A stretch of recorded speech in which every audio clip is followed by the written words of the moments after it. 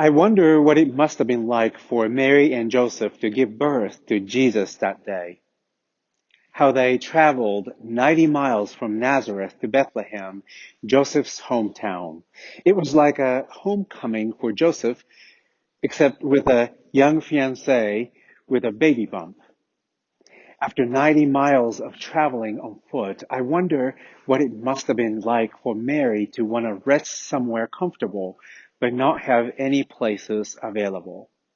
And not to mention giving birth in a barn in haze.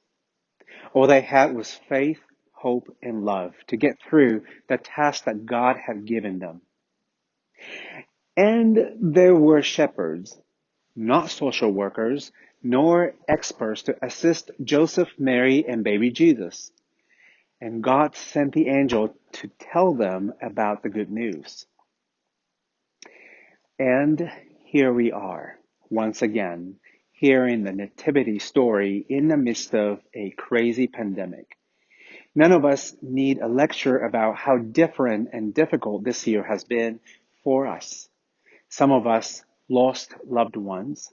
Some of us work on the front line day in and day out. Children have to adapt to a non-traditional schooling method, and parents have to juggle their work and parenting. Some older adults are isolated by themselves in their nursing home, and some are losing jobs or businesses and struggling to keep their dwellings or put food on their table.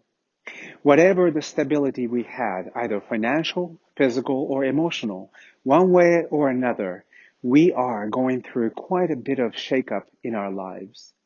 These shakeups make many of us wonder where God is in all this.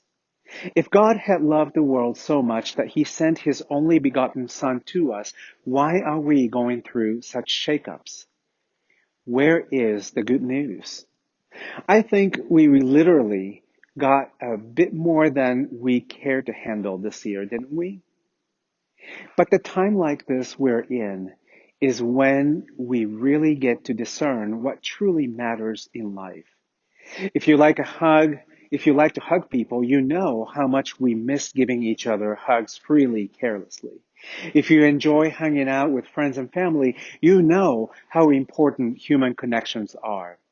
And if you are a procrastinator like me, you know how precious each moment can be because we just don't know what tomorrow brings. All the things we have taken for granted, we are now learning their true values. It is not things we own or things that money can buy that give us joy, but it is our love and relationships with each other that count and that truly matter. Nativity story we read every year teaches us that what matters in life can be found in least expected places. And it is up for us to find God. We find God by willing to say yes, like Mary and Joseph and shepherds. God did not send Jesus to a rich, happily married, privileged couple, nor did he send to a 5-star hotel.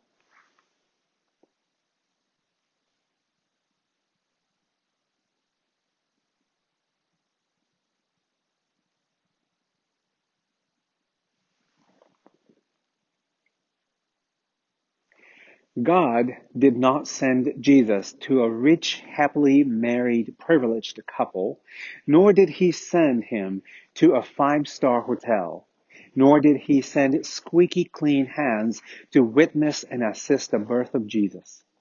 Jesus was born in the least likely place we could possibly imagine. That's how God reveals himself to us in the form of most vulnerable. To be honest with you, I really wasn't sure about this evening's in-person worship until the very last minute. But then I decided to go for it because of people like you. Some of you traveled all the way across the country to be with the family, and Theo, Calvin, and Mesa, who had gone off to college, came back to be here and sing for us to lift up our spirits.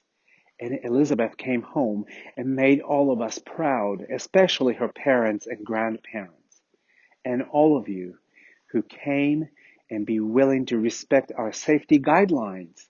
I know that they all just loved wearing a face mask, and it looked really great on them. Very stylish. But anyway, putting joking aside, without making a fuss about it, they were willing to follow our direction just so that we can keep each other safe while celebrating this glorious day together. The way we have Christmas this year is not anywhere close to how we have become accustomed to, but even in these less than the desirable moment, God is fully present with us.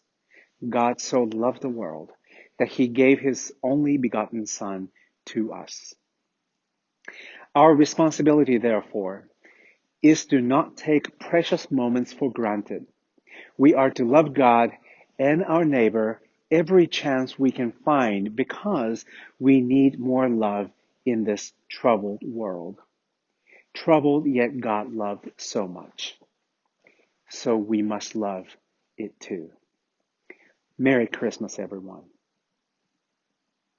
I'd like to thank Jason Solon for videography and Gary Pope for beautiful work to lead and guide our Scola. Be sure to check our Christmas music video. Thank you, and Merry Christmas.